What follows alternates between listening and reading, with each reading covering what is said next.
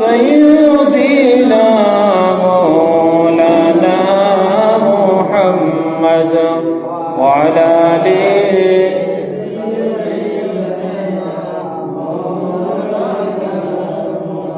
এ দুনিয়া পড়ে থাকবে, আমরা কেউ তো একদিন থাকব না। সবাই মোদের ভুলে যাবে, নবীজি আমাদের ভুলবেন না।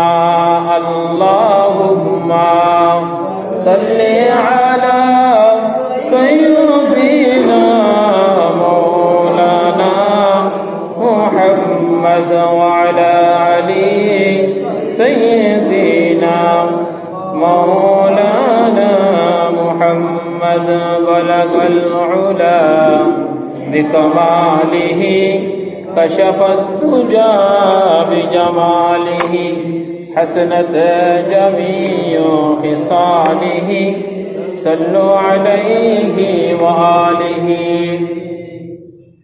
মুমিনুন মুসলিমুন সালিহুন, আল্লাহর ঘর মসজিদের মেহমান বিন্দুরা, পর্দার আড়ালের মা এবং বোনেরা, আলোচনার শুরুতে আবার আপনাদেরকে অন্তরের অন্তঃস্থল থেকে মুবারকবাদ এবং সালাম দিচ্ছি। আসসালামু আলাইকুম ওয়া রাহমাতুল্লাহি ওয়া বারাকাতুহু। আশা করি সকলে ভালো আছেন। আল্লাহ সুবহানাহু ওয়া তাআলা আমাকেও ভালো রেখেছেন। যে রব্বুল আলামিন আমাদেরকে ভালো রেখেছেন, আল্লাহ সুবহানাহু ওয়া তাআলার দরবারে আমরা শুকরিয়া আদায় করে নিচ্ছি, করছি আলহামদুলিল্লাহ। লক্ষ কোটি দরুদ এবং সালাম পেশ করছি মানবতার মুক্তির দূত, রাহমাতুল লিল আলামিন, আশরাফুল আম্বিয়া মুহাম্মদুর রাসূলুল্লাহ সাল্লাল্লাহু আলাইহি ওয়াসাল্লাম। দোয়া এবং মাগফিরাত কামনা করছি।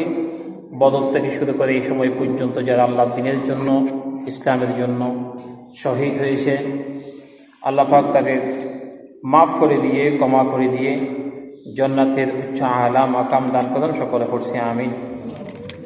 সম্মানিত মুসল্লিয়ান কিরাম, আমরা যে মাসটির মধ্যে উপনীত হয়েছি, ঢুকলাম, দিনটি হচ্ছে সৈয়দুল আইয়াম, সপ্তাহের শ্রেষ্ঠ দিন। মাসটি হচ্ছে রবিউল সানি। আমরা প্রত্যেকটি মাস একটি একটি করে গণনা করতে করতে আমাদের আবার মাঝখানে 2টি মাস পরে আবার দেখা যাবে রমাদানুল মুবারক মাসের সাথে আমাদের সাথে সাক্ষাৎ হয়ে যাবে। এই ঠান্ডার মাস, শীতের মাস, প্রথম দিকে আমরা ঠান্ডাও পড়তেছে। আর ইবাদত বন্দেগী যত ঠান্ডা পড়ে তত নফসের সাথে বেশি জিহাদ করতে হয়। ঠান্ডা পড়লে উজু করতে কষ্ট হয়, নামাজ পড়তে কষ্ট হয়।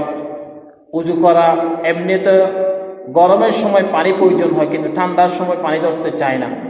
ছাগলের মতো খুঁট দিয়ে বসে থাকতে চায়, পানির দিকে যেতে চায় না। মালিক যত ছাগলকে পিছন দিকে ধাক্কা দোক না কেন, তারপর ছাগল বলে যে আমি পা ভিজিয়ে নিচে নামে ঘাস খাবো না। তা আমরা হচ্ছি আল্লাহর বান্দা, রাসূল করিম সাল্লাল্লাহু আলাইহি ওয়াসাল্লামের উম্মত। আমাদের ধর্ম হচ্ছে আল কোরআন, আমাদের জীবন ব্যবস্থা হচ্ছে, আমাদের ধর্মের নাম হচ্ছে ইসলাম, আমাদের জীবন ব্যবস্থা যেটাকে দেওয়া হয়েছে সেটার নাম হচ্ছে আল কোরআনুল কারীম। আর আমাদের নবীর নাম হচ্ছে মুহাম্মদুর রাসূলুল্লাহ সাল্লাল্লাহু আলাইহি ওয়াসাল্লাম। কোরআনুল কারীম আমাদের জন্য একটি মাত্র মুক্তির পথ। রাসূল আমাদেরকে সুপারিশ করবেন, জীবন চালাতে হবে কোরআন দিয়ে।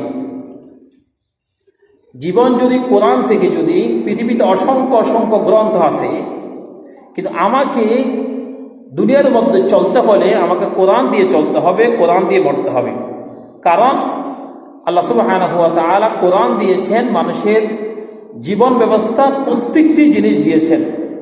আল্লাহ সুবহানাহু ওয়া তাআলা বললেন, وَنُنَزِّلُ مِنَ الْقُرْآنِ مَا هُوَ شِفَاءٌ وَرَحْمَةٌ لِلْمُؤْمِنِينَ وَلَا يَزِيدُ الظَّالِمِينَ إِلَّا خَسَارًا।